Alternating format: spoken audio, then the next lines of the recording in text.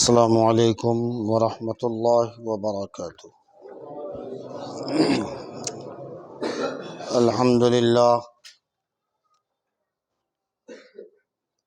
الحمد للہ الذی ابدع الافلاک والارضین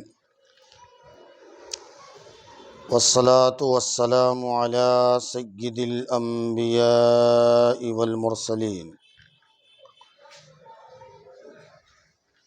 وعلی آلہ الطیبین واصحابہ المطہرین ومن اتبعہم اجمعین، اما بعد، فاعوذ باللہ من الشیطان الرجیم، بسم اللہ الرحمن الرحیم۔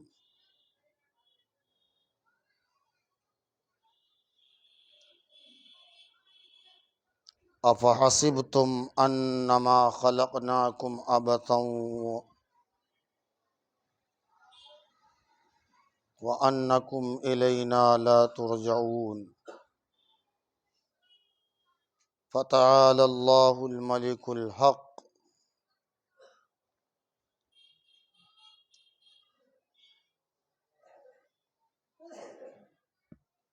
صدق اللہ العظیم وصدق رسولہ النبی الامین الکریم، ونحن علی ذلک لمن الشاہدین والشاکرین، والحمد للہ رب العالمین۔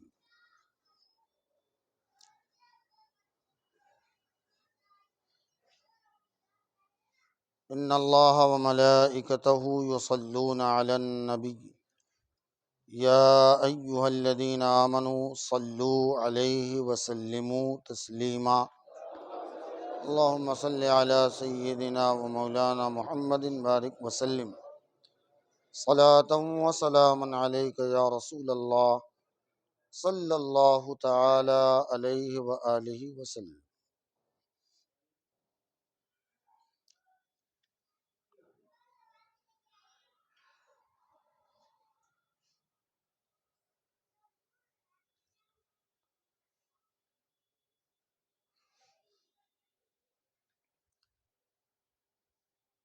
اللہ عز و جل نے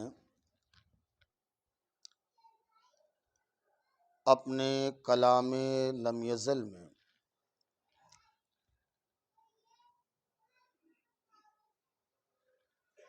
یوں تو متعدد جگہوں میں مختلف مقامات پر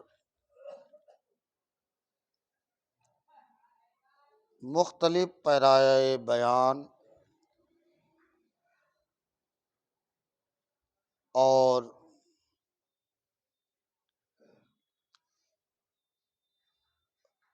بہترین اسلوب میں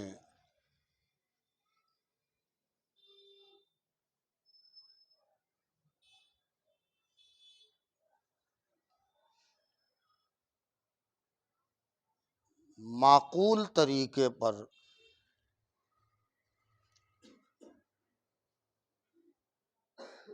بڑی حکمت سے، موعظہ حسنہ سے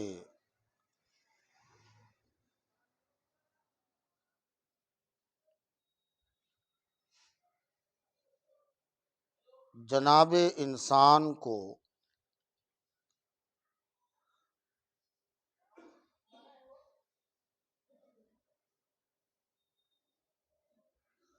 اپنی تخلیق کا شاہکار بتایا ہے، اور مکمل طور پر یہ فہمائش کی ہے کہ کسی خالق کا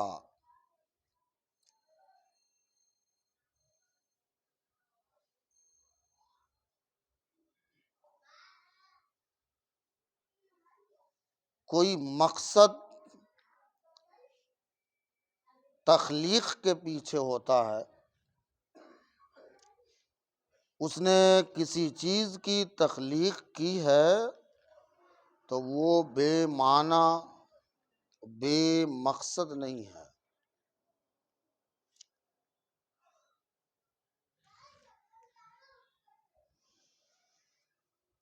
ہم چاہیں تو اسے دوسرے لفظ میں یہ کہہ سکتے ہیں کہ اس کی تخلیق کا کوئی غرض ہے، اس کے پیدا کرنے کی کوئی غایت ہے۔ بنا غرض و غایت کے کوئی تخلیق کار تخلیق کرتا ہی نہیں۔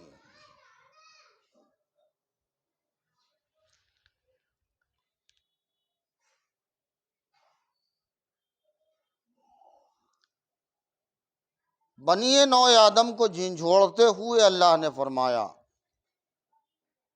افحسبتم انما خلقناکم عبثا،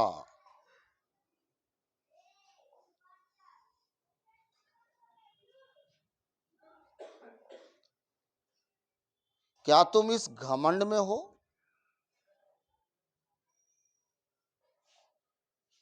کہ ہم نے تمہیں بیکار پیدا کر دیا ہے؟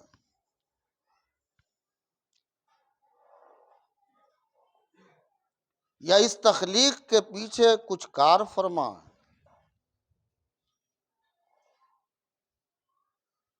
اس تخلیق کا کوئی مقصد ہے یا بنا مقصد کے تمہاری تخلیق ہوئی؟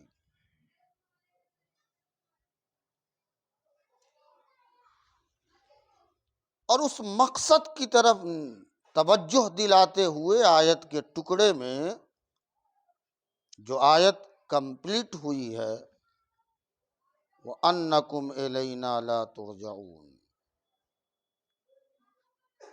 تمہیں کیا یہ گمان ہے کہ تمہیں لوٹ کے میری طرف نہیں آنا ہے؟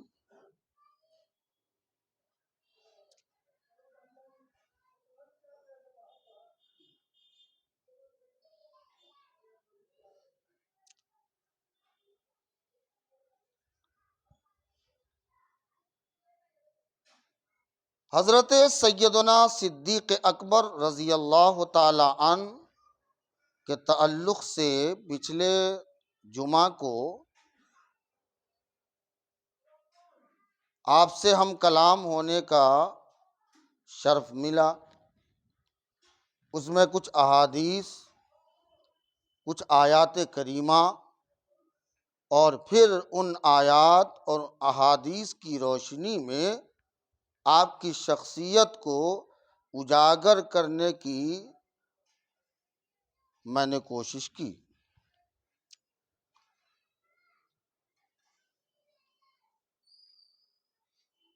آئیے ہم اسی پہلو پر اور اس پہلو کے کسی ایک گوشے پر آج کی اس نشست میں اپنے خطاب کا عنوان رکھتے ہیں۔ خیال رہے کہ پیغمبر نے ظاہری طور پر اپنی زبان اقدس سے اپنی خلافت کا یا کسی کو اپنا نائب بنانے کا اعلان نہیں فرمایا تھا۔ اور یہی وجہ تھی کہ آپ جب روایت پڑھتے ہیں تو پتہ چلتا ہے کہ تقریباً 3 دن حضور علیہ الصلاۃ والسلام کا جسم اقدس حجرہ عائشہ میں موجود رہا۔ کچھ منافقین کو ریشہ دوانی کا موقع بھی مل گیا، مہاجر اور انصار کو لڑانا بھی چاہا۔ یہ تو پرانی ریت ہے، پھوٹ ڈالو اپنی حکومت کرو۔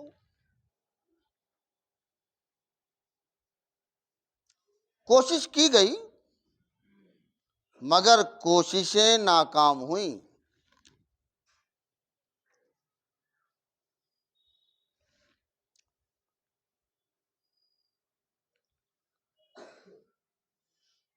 انصار چاہ رہے تھے ہماری طرف سے ہو، مہاجرین چاہ رہے تھے ہماری طرف سے ہو، بلکہ بعض تواریخ اور روایات کا آپ مشاہدہ کرتے ہیں تو یہ بات بخوبی واضح ہو جاتی ہے کہ دو اعلان ہونے والا تھا۔ کتنے؟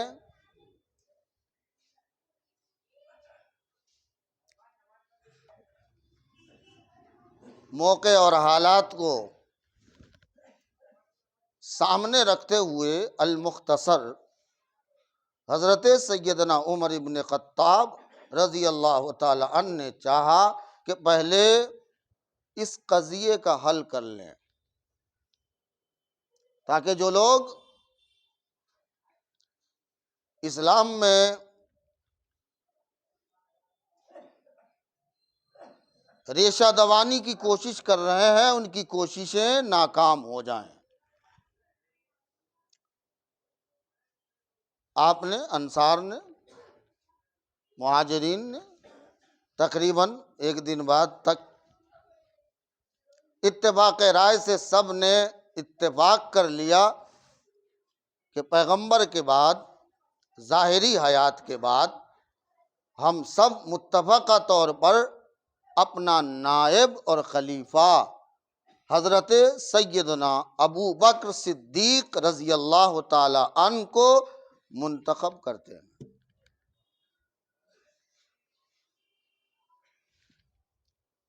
انتخاب ہوا۔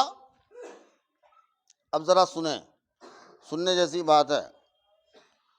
ظاہر ہے حضور کا اس دنیا سے روپوش ہونا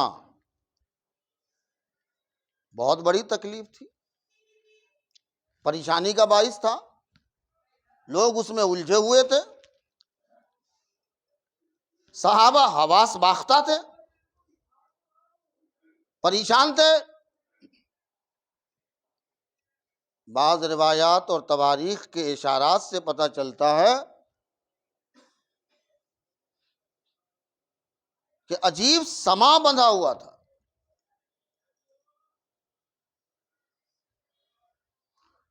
ایک روایت یہاں تک ملتی ہے کہ کسی نے کہہ دیا کہ پیغمبر کا فوت ہو گیا تو حضرت عمر ابن خطاب جلال میں آ گئے،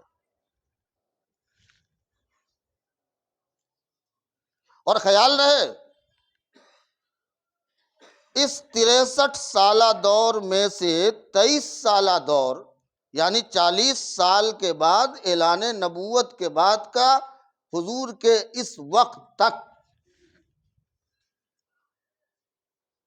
جو قرآن کے نزول کا دور تھا، وحی الہی کا دور تھا، موقع بموقع ہر وقت اللہ اپنے فرشتوں کے ذریعہ خاص اپنی نگہداشت میں مصطفیٰ جان رحمت کو رکھے ہوا تھا۔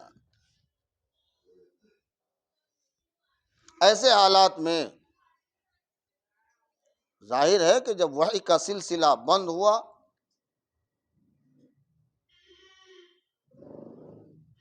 تیئیس سال بہت لمبا وقت نہیں ہوتا۔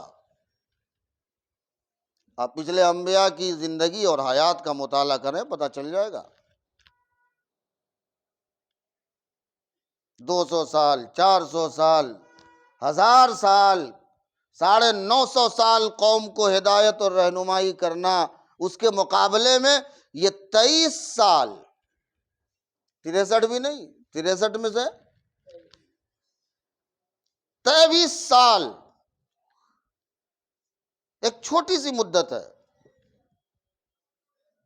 بمقابلہ پچھلے انبیاء کے۔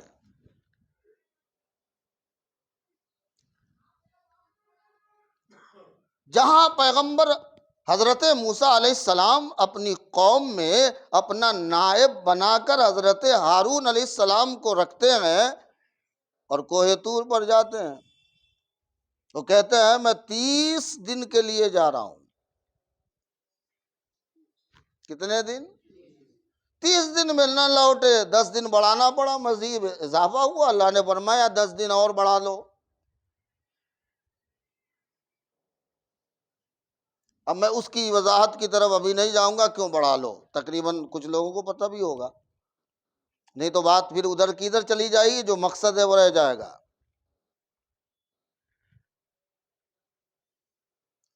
تاخیر کتنے دن کی ہوئی؟ بولیں. 10 دن کی تاخیر ہوئی. 30 دن بول کے گئے اور آئے کتنے دن میں؟ تو تاخیر صرف کتنے دن کی ہوئی؟ 10 دن.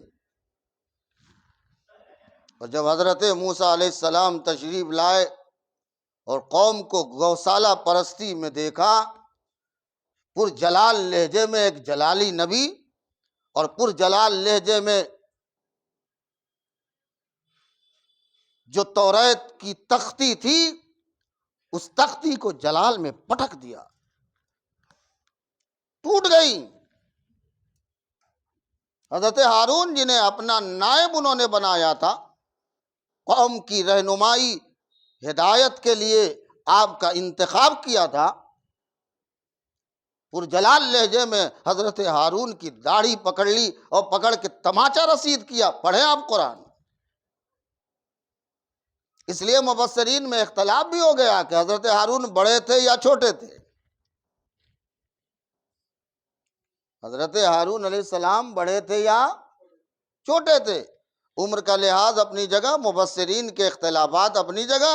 ہم تو بس اتنا جانتے ہیں چاہے عمر میں بڑے ہوں یا چھوٹے ہوں، حضرت ہارون کو حضرت موسیٰ علیہ السلام کے طفیل اللہ نے نبوت سے سرفراز فرمایا، تو اس اعتبار سے موسیٰ بڑے ہیں اور حضرت ہارون، یا یوں کر لیں کہ وہ نائب اور خلیفہ تھے. تو شیخ بڑے ہوتے ہیں کہ خلیفہ بڑا ہوتا ہے؟ بولیے بھائی.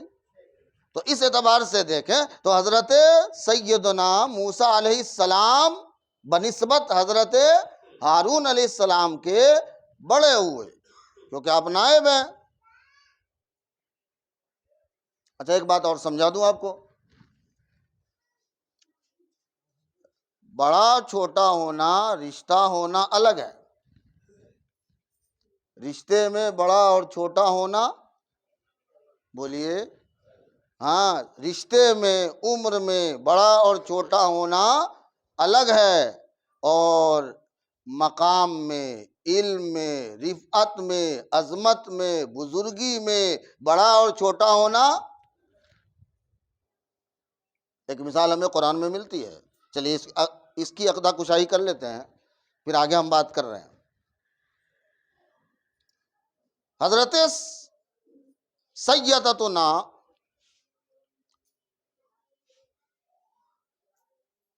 مریم رضی اللہ تعالی عنہا اپنے بچے حضرت عیسیٰ کو لے کر محلے میں آئیں. محلے کی عورتوں نے پوچھا، مریم تمہارے باپ دادا ایسے تو نہ تھے؟ اندر آ جائیں حضرت، آ جائے جگہ دے دی جان. علم کی قدر کتنی ہے آپ اندازہ لگا لیں. کہا مریم یہ تم نے کیا کیا؟ تمہاری شادی تو ہوئی نہیں، تمہیں بچہ کہاں سے آ گیا؟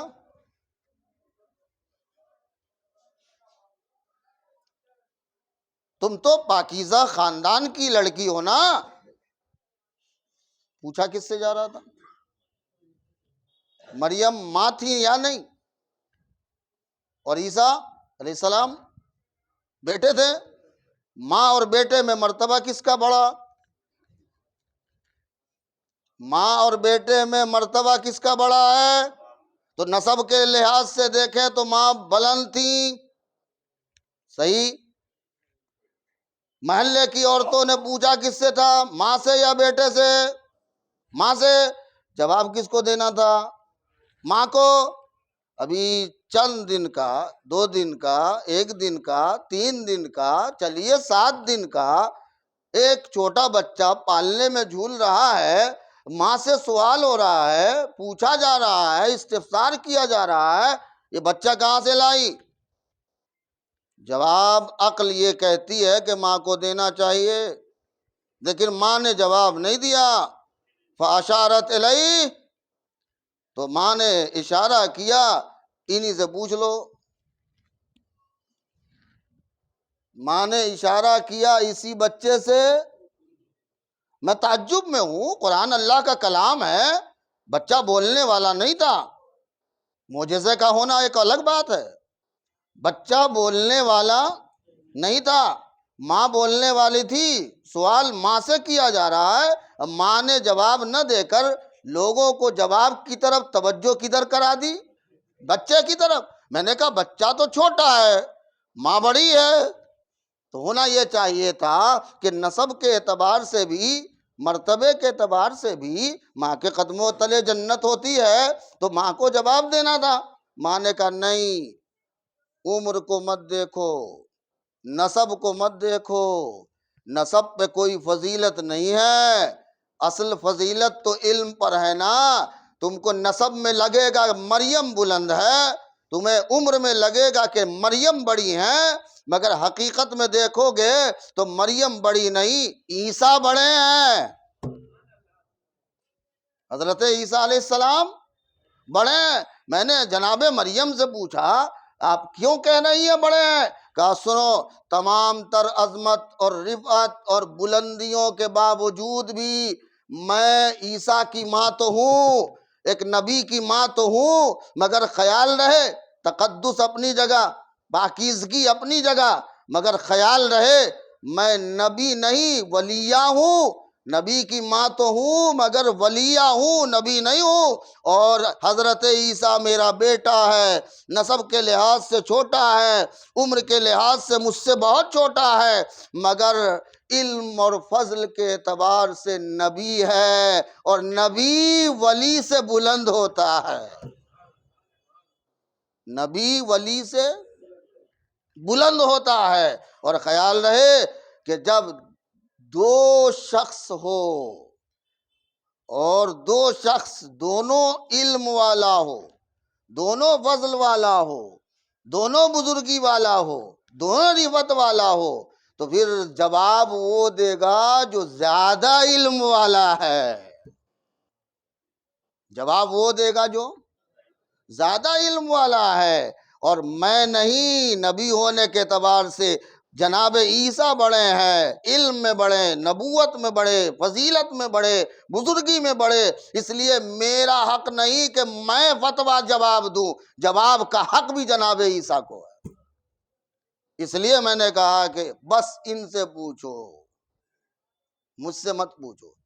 بتانا مقصود یہ تھا کہ یہ اشارت النص اور اقتضاء نص ہمیں یہ سمجھاتا ہے کہ حضرت موسیٰ علیہ السلام بلند تھے، کیونکہ آپ کو اللہ نے براہ راست نبوت عطا فرمائی، جبکہ حضرت سیدنا ہارون علیہ السلام کو آپ کے طفیل، آپ کی دعاؤں کے تصدق اللہ نے نبوت سے سرفراز فرمایا، اور پھر آپ کے نائب بھی تھے، خلیفہ بھی تھے، اور ظاہر ہے کہ خلیفہ شیخ سے بلند نہیں ہو سکتا، چاہے کسی مرتبے پہ فائز ہو۔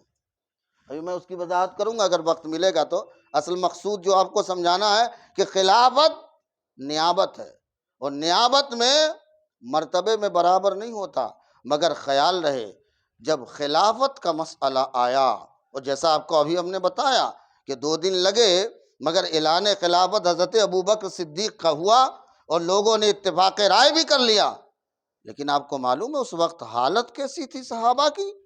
اس حالت میں جب ہوش میں صحابہ نہ تھے، پریشان حال تھے، مضطرب تھے، کیفیت بڑی عجیب و غریب تھی، ایسے ماحول میں اللہ نے یہ ہوش و خرد حضرت افضل البشر بعد الانبیاء بالتحقیق ابو بکر صدیق رضی اللہ عنہ کو عطا فرمائی، اور آپ نے ببانگی دہل قرآن کی ایک آیت پڑھ دی۔ کیا پڑھ دی؟ سب ہوش میں آ گئے، سارے صحابہ ہوش میں آ گئے۔ تو میں آپ سے کہہ رہا تھا کہ 10 دن تاخیر ہوئی حضرت موسیٰ علیہ السلام کو، قوم کا عقیدہ متزلزل ہو گیا، قوم بدل گئی، قوم عقیدے کے اعتبار سے خراب ہو گئی، عقیدے میں فساد پیدا ہو گیا، جبکہ انہوں نے اپنا نائب مقرر کیا تھا۔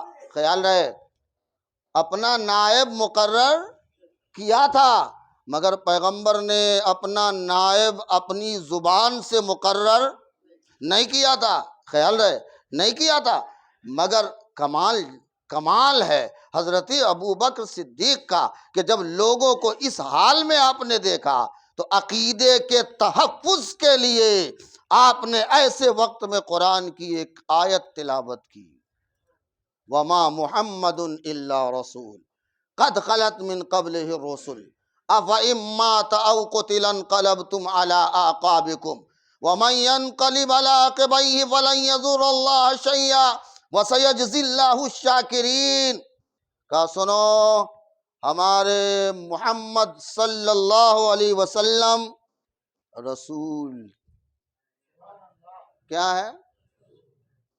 پیغمبر رسول ہیں، رسول۔ اور اللہ کی سنت بھی معلوم ہے تمہیں، اللہ کی سنت معلوم ہے، قد خلت من قبلہ الرسل، تقریباً 1,24,000 کم و بیش انبیاء اور رسولان اعظام گزر چکے ہیں، ایک کے بعد دوسرے آتے رہے، ایک کے بعد دیگرے آتے رہے، گزر چکے ہیں۔ قد خلت من قبلہ الرسل، یا تو طبعی طور پر ان کی وفات ہوئی، طبعی طور پر ان کی وفات ہوئی، روح قبض انصری سے پرواز کی، او قتلن، یا پھر ان کو شہید کیا گیا، قوم نے، ناہنجار قوم نے رسول کو شہید کیا، تہہ تیگ کیا۔ یہ 2 صورتیں تھیں، 2 صورت کے علاوہ اور کوئی صورت ایسا نہیں ہے کہ حضرت آدم آئے تو ابھی تک موجود ہیں، حضرت نوح آئے تو اب تک موجود ہوں، حضرت ابراہیم آئے تو اب تک موجود ہوں، حضرت موسیٰ آئے تو وہ ابھی بھی موجود ہوں۔ ایک زمانہ تھا، اللہ نے جب تک رکھا، انہوں نے دین کا کام کیا، تبلیغ کی، رسالت کا کام کیا، پھر دنیا سے جانا پڑا۔ یہ تو اللہ کی سنت ہے، یہ اللہ کی سنت ہے۔ تو یا تو طبعی موت ہوئی، وفات پائے، قبض انصری سے روح پرواز کی، یا پھر یہ کہ انہیں شہید کیا گیا، قتل کیے گئے وہ۔ پھر کہا یہ آیت جس نے سب کے ہوش ٹھنڈے کر دیے، اور صحابہ میں ایسی جو غنودگی تھی، جو لوگ حواس باختہ تھے، کتنا آرام ملا، کتنی ٹھنڈک کی سانس لی، آپ اس کا اندازہ نہیں کر سکتے۔ فرمایا، آیت کا آپ ترجمہ دیکھیں سمجھ میں آئے گا، او قتل انقلبتم علی اعقابکم ومن ينقلب علی عقبیہ۔ اب قوم یا تو ان کی نقش پا کی پیروی میں رہی، نبی تو چلے گئے، اب قوم کا کیا کام تھا؟ ان کی نقش پا کی پیروی کرنی ہے، ان کی زندگی کی حفاظت کرنی ہے۔ انہوں نے ہمیں جو پیغامات دیے ہیں، ان پیغامات کی حفاظت کر کے ان پیغامات کو قوم تک پہنچانا ہے، آگے نسلوں کو نسل در نسل دینا ہے۔ لیکن سن لو، وَمَن يَنْقَلِبْ عَلَىٰ عَقِبَیْهِ، جو ان کے نقش قدم سے ہٹ گیا، اللہ کو کوئی نقصان نہیں پہنچا پایا۔ اب ہمارا 2 ہی کام ہے، اب ذرا اس غنودگی کے چادر سے باہر نکل آؤ۔ اب ہمارے اوپر 2 ہی ذمہ داری ہے، یا تو کوئی ہم سے ہٹ جائے، نقش قدم رسول سے سائیڈ ہو جائے، یا پھر نقش قدم رسول کی پاسداری کا کام کرے، اور کام کر کے ان کے اس طریقے کو، اس سنت کو، ان پیغامات کو عمل بھی کرے، دوسروں سے عمل کرائے، آگے اس کی تبلیغ کرے، اور اس کے لیے اسے حکمت سے کام لینا ہو، حکمت کا سہارا لے، موعظہ حسنہ سے کام لینا ہو، اچھی نصیحت کا طریقہ اختیار کرے، احسن جدال کا طریقہ لینا ہو، احسن جدال سے وہ کام کرے، لیکن کرے یہ اس کا منصبی فریضہ ہے۔ سارے صحابہ ٹھنڈے پڑ گئے اور سمجھ میں آ گیا کہ رسول کا جو پیغام تھا قرآن کی روشنی میں ابو بکر نے ہمیں سمجھا دیا ہے۔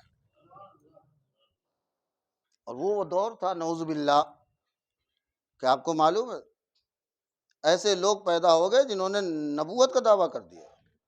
اور خیال رہے جب حضرت ابوبکر صدیق رضی اللہ تعالیٰ عنہ نے سختی کی تو حضرت عمر جیسے جلالی انہوں نے کہا او ابو بکر ذرا حکمت سے سختی نہ کرو۔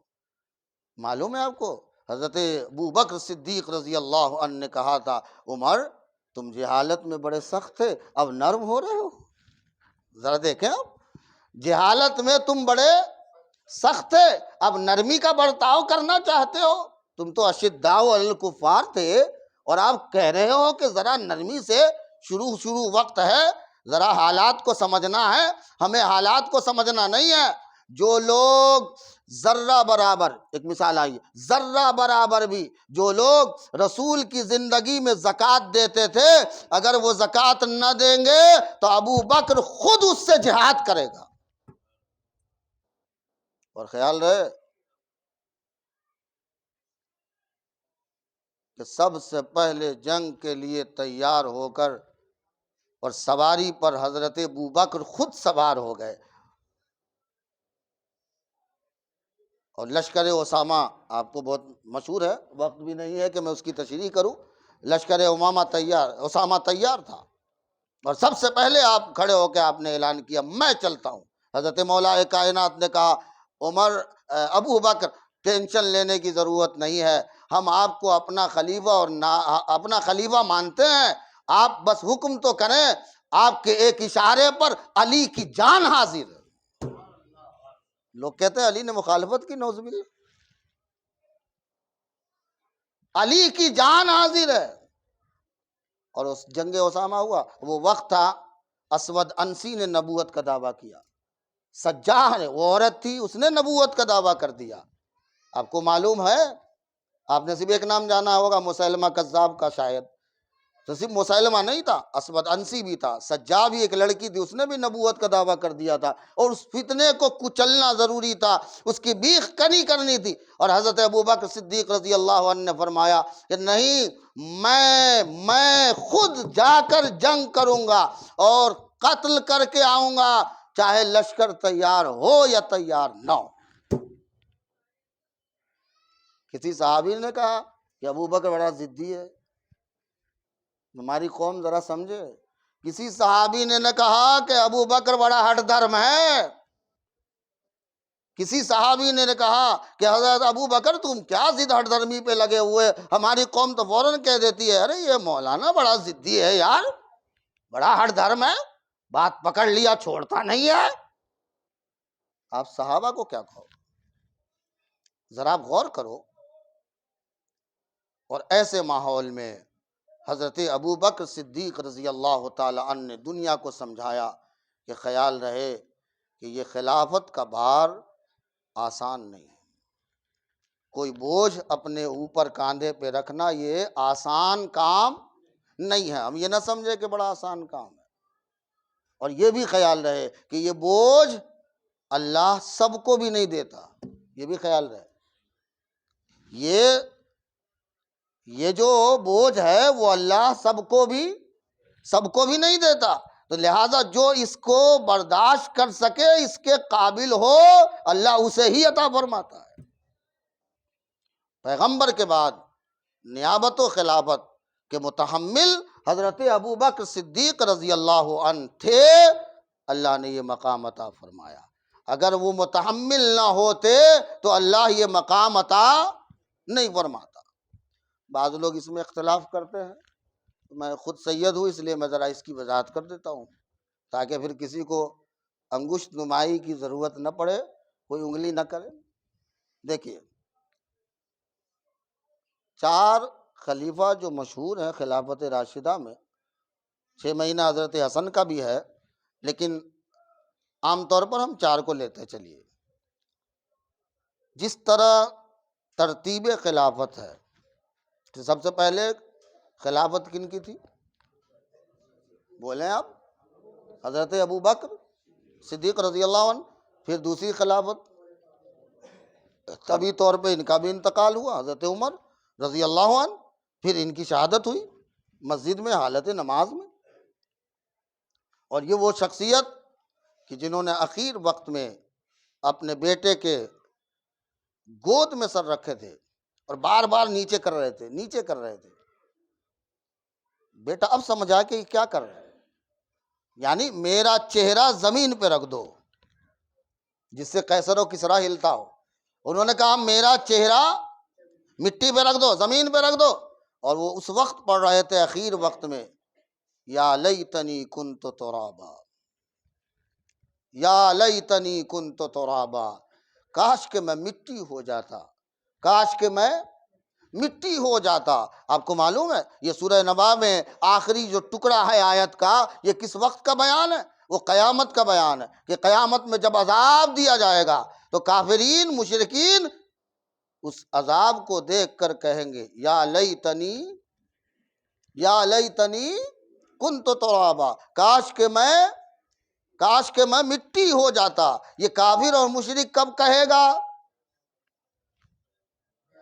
قیامت میں عذاب دوزخ میں دیکھے گا، سہے گا، سمجھے گا، احساس ہوگا، تب کہے گا کاش کہ میں مٹی ہو جاتا۔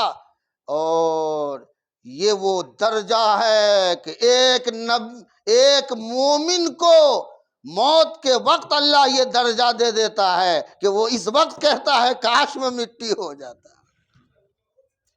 ایمان کا درجہ کتنا عظیم ہے، دیکھیں آپ، جو احساس کسی کو جہنم میں ہوگا وہ اہل ایمان کو احساس اس دنیا میں ہو جاتا ہے۔ پھر ان کے بعد فوت کن کا ہوا؟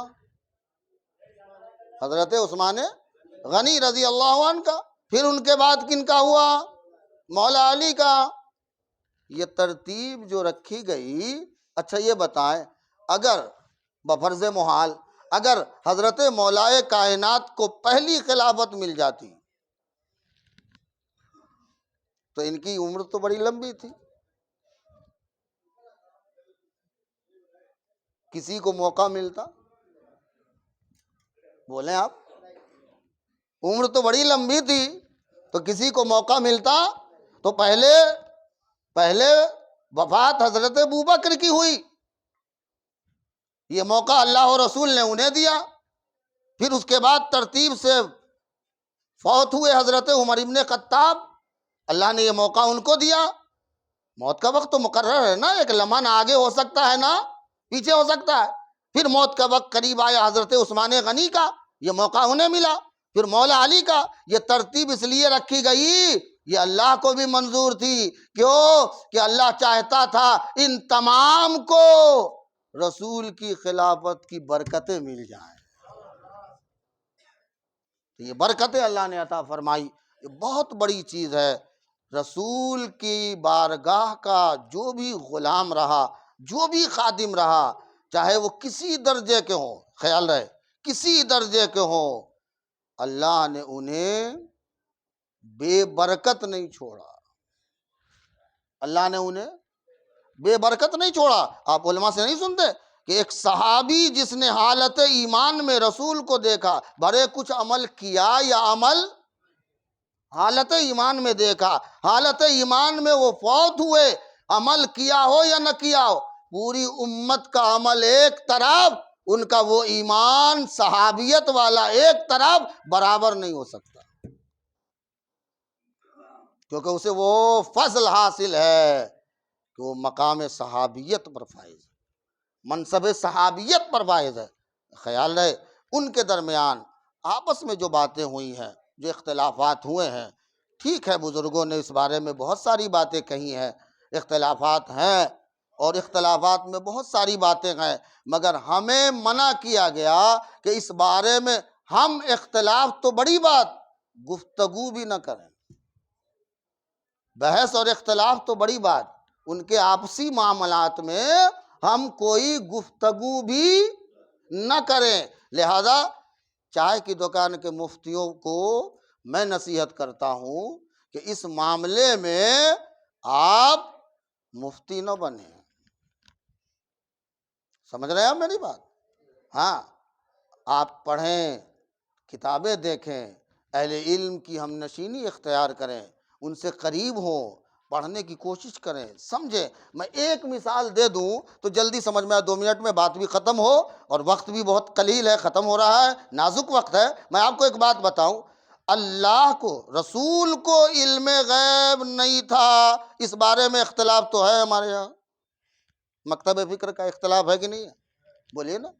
ایک مکتب فکر کہتا ہے رسول کو علم غیب نہیں تھا، ایک مکتب فکر کہتا ہے رسول کو علم غیب تھا۔ حالانکہ دیکھیں آپ تو یہ غیب کا جو ڈیفینیشن ہے نا، اسی میں جھگڑا ہے۔ یہ مولویوں کی لفظی نزاع کو آپ نہیں سمجھ پائیں گے۔ ہاں، جنہوں نے کہا نبی کو علم غیب نہیں تھا، انہوں نے اپنا ڈیفینیشن الگ کر رکھا، یاد رکھیے گا۔ اور جنہوں نے کہا رسول کو علم غیب تھا، انہوں نے ان کا ڈیفینیشن الگ ہے، تعریف دونوں کی الگ الگ ہے، اس لیے جھگڑے یہ ختم ہونے والے نہیں ہیں۔ اور میں آپ کو ایک بات بتاؤں، اللہ کو علم غیب ہے، اس کو کسی کو اختلاف ہو سکتا ہے؟ بولیے بھائی، رسول کا ٹھیک ہے، اللہ کو علم غیب ہے یا نہیں ہے؟ اللہ کو عالم الغیب و شہادہ ہے یا نہیں؟ سب کا عقیدہ ہے؟ ہاتھ اٹھائیے ذرا۔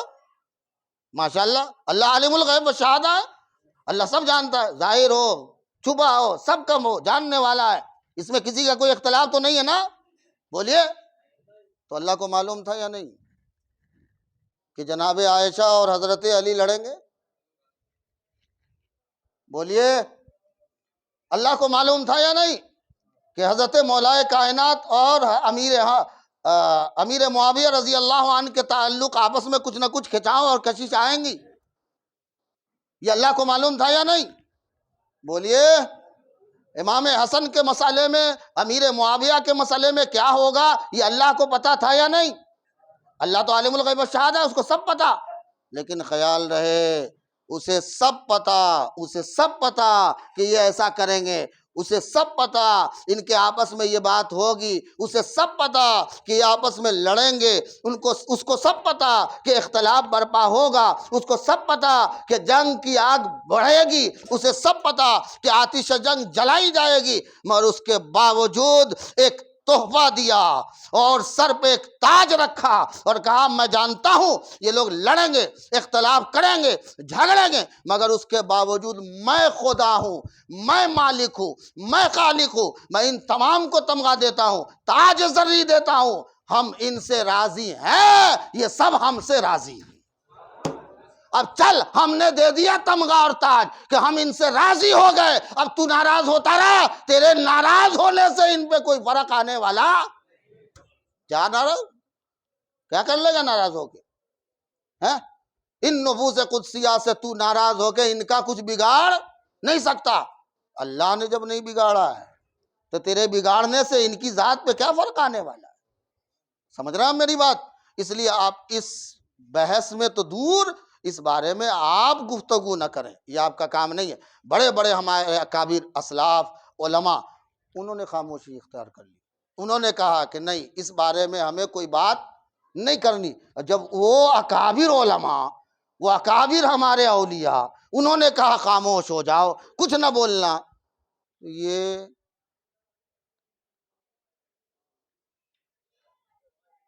چائے کی دکان کے مفتی لوگ، بڑی شرم آتی ہے۔ پہلے آپ سیکھیں، پہلے آپ پڑھیں، قرآن و حدیث کا مطالعہ کریں، اور نہیں تو کم سے کم یار علم والوں کے پاس بیٹھ کے کم سے کم سیکھو۔ جس کو آپ کبھی کبھی کہتے ہو نا کہ یہ بندہ پڑھا لکھا تو نہیں ہے مگر مجلسی علم بہت ہے، بولتے ہو کہ نہیں بولتے؟ بولو۔ کم سے کم مجلس میں رہو، سیکھو، کچھ حاصل کرو۔ انشاءاللہ ہم اس کے لیے کوششیں کریں گے، کر رہے ہیں، انشاءاللہ صبح قیامت تک کرتے رہیں گے، چاہے آپ ناراض ہو کہ راضی ہو، ہمیں اس سے کچھ نہیں لینا ہے۔ رسول کا جو پیغام ہمارے اکابرین نے، اسلاف نے ہمیں عطا فرمایا، انشاءاللہ بڑی سکون اطمینان کے ساتھ بلا کسی جھگڑے اور بلا اختلاف کے ہم آپ تک پہنچانے کی کوشش کریں گے اور اللہ سے دعا کریں گے، اور آپ بھی دعا کریں کہ اللہ ہمیں اس میں ثبات قدمی عطا فرمائے اور اللہ آپ کو سمجھ بوجھ عطا فرمائے۔ آمین بجاہ سید المرسلین۔